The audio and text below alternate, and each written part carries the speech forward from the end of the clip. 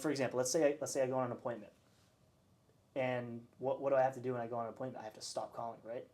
But if I go on an appointment and my YouTube channel's up, that doesn't stop. I do want to say that there is a difference between active and passive prospecting methods when it comes to compounding. So sure, with cold calling, your skills will compound over time, your confidence and your results will compound and snowball over time. Same goes with video. However, your cold calls or your doors that you were knocking last month, 6 months ago, Yeah. those aren't necessarily compounding in the same way that a YouTube video is. Yeah. So if you talk about that a little bit. Yeah, no, I definitely want to touch on that because I am by no means saying to stop actively prospecting. 100%. I had a very important like YouTube and real estate mentor in my life tell me honestly just a few months ago that agents have to pick an active and a passive approach. Okay, so I still cold call.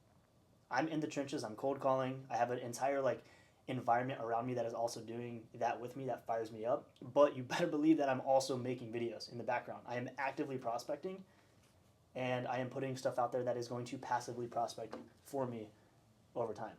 You know, so yeah, that's what it is. So like for example, let's say I go on an appointment, and what do I have to do when I go on an appointment? I have to stop calling, right? But if I go on an appointment and my YouTube channel's up, that doesn't stop. You know what I'm saying? So that's like the difference between active and passive. Active is something that you literally have to stop or shut down because it requires you to actively prospect.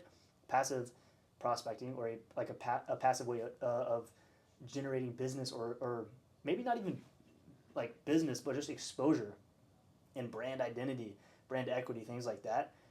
That's passive. You know, that's what YouTube allows you to do.